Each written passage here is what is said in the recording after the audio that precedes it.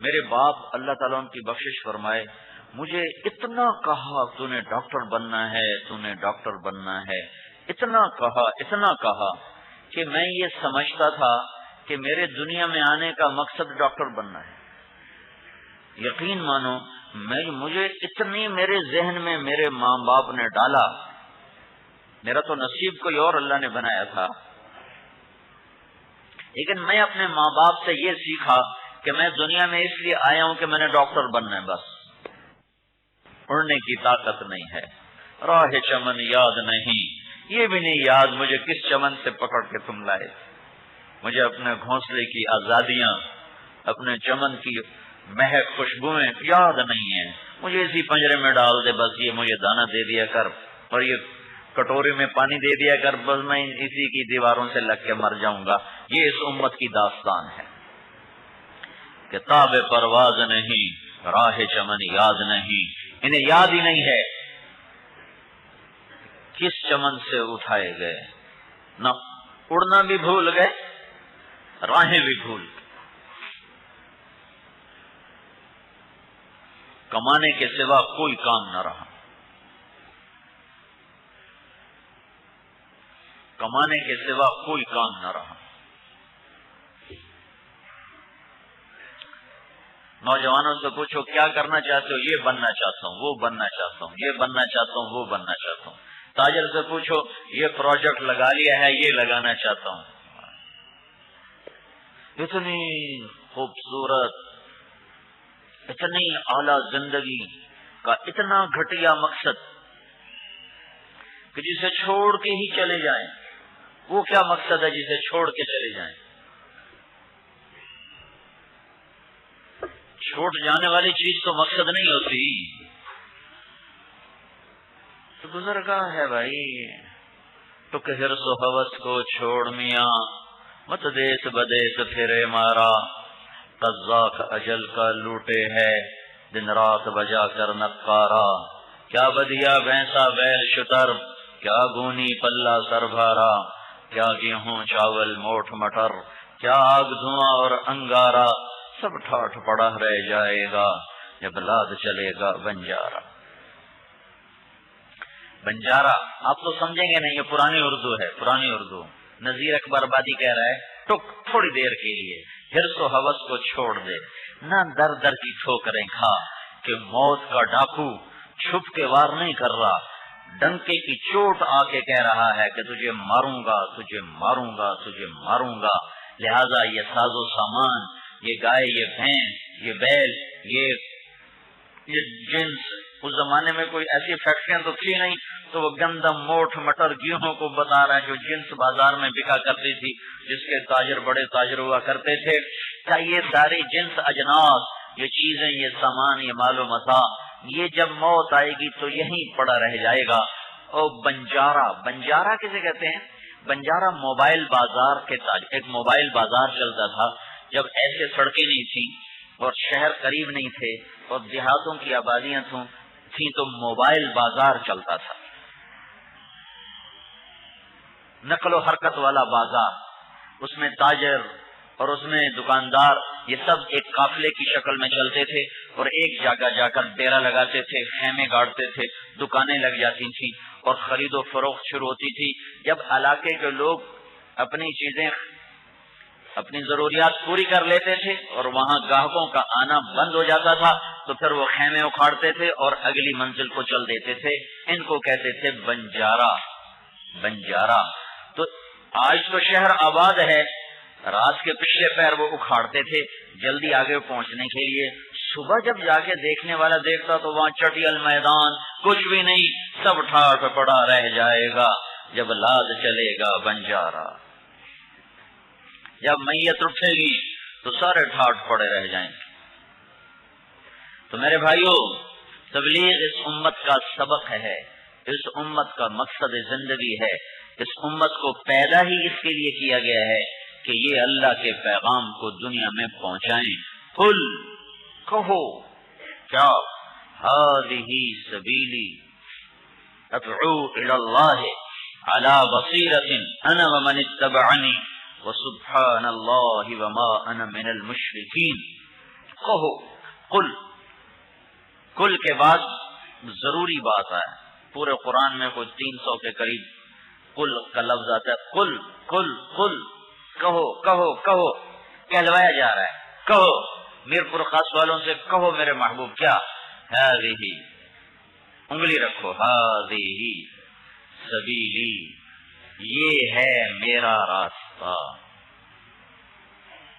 ذالک سبیلی، وہ ہے میرا راستہ۔ جب میں کہتا ہوں وہ، تو میرے آگے 2-3 ہزار آدمی بیٹھا ہوا، تو آپ کو کیا خبر میں نے کس کو کہا ہے وہ؟ میرے ذہن میں کوئی ہے لیکن آپ کو تو نہیں پتا وہ، تو آپ کو پوچھنا پڑے گا کون، اور اگر میں کہوں یہ، تو آپ پوچھنے کی ضرورت ہے کہ میری انگلی مائک کے اوپر ہے، مائک کے اوپر ہے۔ اب آپ سب دیکھ رہے ہیں اوپر والے نیچے والے کہ مولوی صاحب نے مائک پر انگلی رکھ کر کہا ہے یہ، تو یہ مائک ان کی مراد ہے، تو اللہ تعالیٰ نے اپنے محبوب سے انگلی رکھوائی، قل ہذہ، میرے محبوب انگلی رکھ، یہ ہے سبیلی، میرا راستہ، کیا، ادعو الی اللہ، میں دعوت دیتا ہوں، میں تبلیغ کرتا ہوں۔ آپ اکیلے ہو یا رسول اللہ؟ نہیں، انا، میں بھی ہوں، ومن اتبعنی، جو میرا کلمہ پڑھتے ہیں وہ بھی یہی کام کرتے ہیں، وہ بھی دعوت دیتے ہیں۔ وسبحان اللہ، سبحان اللہ کا مطلب کیا ہے کہ دعوت کا حق کون ادا کر سکتا ہے، دعوت دینے کا حق کون ادا کر سکتا ہے؟ نفی ہماری طرح نہیں، ہم کام والے ہیں، ہم کام والے ہیں، یہ تکبر کے بول ہیں، یہ عجب کے بول ہیں۔ مجھے اس سے وحشت ہوتی ہے، کام سمجھاؤ، نوجوان کہہ رہا ہے اس کو کام سمجھاؤ، اس کو کام سمجھاؤ، اور اللہ کہہ رہا ہے اپنے نبی سے کہ سبحان اللہ کہ میں کام کا حق ادا نہیں کر سکا۔ سبحان اللہ کا یہاں کیا مطلب ہے؟ وسبحان اللہ، واو استنافیہ ہے، وسبحان اللہ، اور یا اللہ میں محمد رسول اللہ تیری طرف بلانے کا حق ادا نہیں کر سکا کہ تو سبوح ہے، میں کیسے حق ادا کروں؟ اور یہ کہتا ہے ہم سمجھے ہوئے ہیں، ہم کام والے ہیں، ہم کام والے ہیں، کام سمجھاؤ، کام کی بات کرو، کام سمجھاؤ، کام کی بات کرو۔ نہ ان کے لیے جنت کام کی بات ہے، نہ ان کے لیے جہنم کام کی بات ہے، نہ ان کے لیے عبادات کام کی بات ہے، نہ ان کے لیے اعمال کام کی بات ہے۔ وسبحان اللہ۔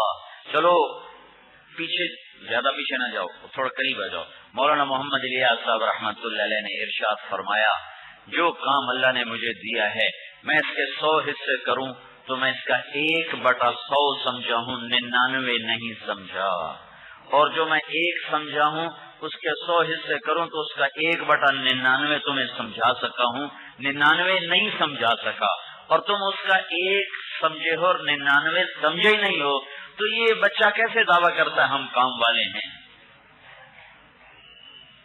ہم کام سمجھائیں گے، کام سمجھائیں گے۔ توبہ کرو۔ وسبحان اللہ، وسبحان اللہ کا مطلب ہے یا اللہ میں تیری دعوت، تیری طرف بلانے کا حق ادا نہیں کر سکتا، میرے پاس تو صرف پاس ہونے کے نمبر ہیں، وما انا من المشرکین، 33 نمبر پہ پاس ہو رہا ہوں کہ شرک معاف نہیں ہے۔ آخری درجہ اسلام میں کیا ہے کہ میں مشرک نہیں ہوں، باقی ہر عیب ہے میرے اندر، عیب سے پاک ہستی کو اللہ سبق سکھوا رہا ہے، کہو ما انا من المشرکین، بس میں نے ایک شرک نہیں کیا، باقی میرے پاس کوئی خوبی نہیں ہے، جو خوبیوں کا مالک۔ اور میں ایک قصہ سناتا ہوں جس سے اس آیت کا مطلب سمجھ میں آئے۔ ہماری جماعت کی چونیاں، تو ہمیں وہاں کے لوگوں نے کہا اگر چودھری حاکم بندہ بن جائے تو پھر ہم تبلیغ کے کام کو مانیں گے۔ چودھری حاکم وہاں کا بڑا ذمہ دار تھا اور چوروں کا پشت بنا تھا، قاتل ڈاکوؤں کا پشت بنا تھا، بہت بڑا قبضہ گروپ تھا وہ۔ تو ہم نے جماعت بھیجی، اس کو لے کے آ گئے، وہ آ گیا کوئی 6 فٹ سے زیادہ قد، اتنی بڑی بڑی مونچھ، یہاں اس کا جسم، واقعی وہ حاکم۔ میں تو اس کے آگے چڑی نظر آؤں، جب وہ آیا نا میں کہا میں اس سے بات کیسے کروں، ویسے پھیلا ہوا۔ تو کہ میں نے اس سے بات شروع کی، وہ سنتا رہا، اللہ نے اس کے دل پہ اثر کر دیا تو اس کی آنکھیں بھر آئیں. تو تھوڑی دیر کے بعد جب میں نے بات ختم کی تو مجھ سے کہنے لگا مولوی صاحب ایک گل دستا ایک میں شرک نہیں کیتا باقی ہر گناہ کر چھڑیا ہے. وما انا من المشرکین. اس کو وہ فخر سے نہیں کہہ رہا عاجزی سے کہہ رہا ہے. ایک میں شرک نہیں کیتا باقی ہر گناہ کر چھڑیا ہے. کوئی میری بھی بخشش ہے؟ میں نے شرک نہیں کیا باقی ہر گناہ کیا ہے, کیا میں بخشا جاؤں گا؟ اس نے اللہ کے فضل سے ہمارے ساتھ وقت گزارا, ایسی توبہ کی کہ سارے علاقے میں دھوم مچ گئی اور پھر نمازیں پڑھتا ہوا دنیا سے چلا گیا, طائب ہو کے مرا ہوا. وہ زیادہ زندہ بھی نہیں رہا, جوان آدمی تھا, اسے پتہ ہی نہیں موت سر پہ کھڑی. یہ ایک گشت نے اس کو جہنم کے راستے سے بچا لیا.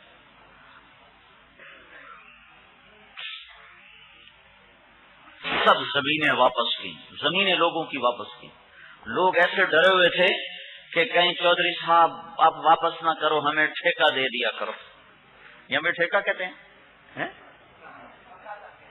مکاتا, ہمیں مکاتا دے دیا کرو, زمین تم ہی رکھو. ایسا ڈرے ہوئے تھے. کہیں بھائی میری پچھلی میری معاف کر دو, یہ اپنی زمین لے جاؤ, میرے لیے دعا کرو اللہ میری بخشش کرے, میں نے بڑا ظلم کیا.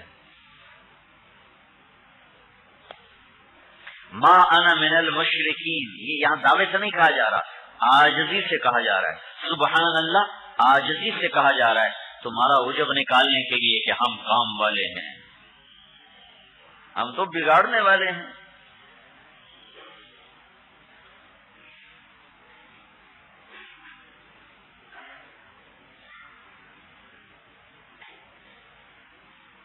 قل, کہو کہو کہو میرے نبی, میرپور خاص والوں سے کہو, ہذہ, انگلی رکھ کر کہو, یہ,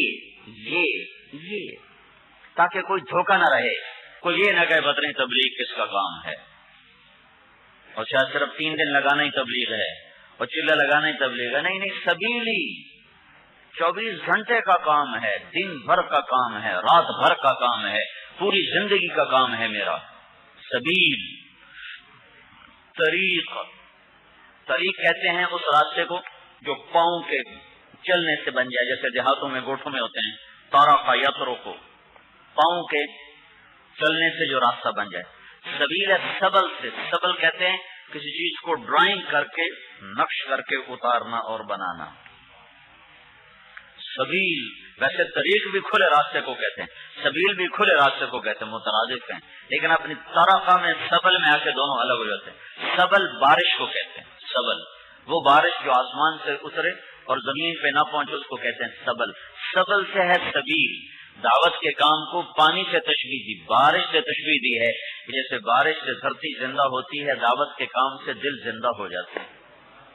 جیسے بارش سے سبزہ آتا ہے, دعوت کے کام سے زندگی میں بہار آ جاتی, اعمال کے سرسبز باغیچے کھل جاتے ہیں, کھل جاتے ہیں.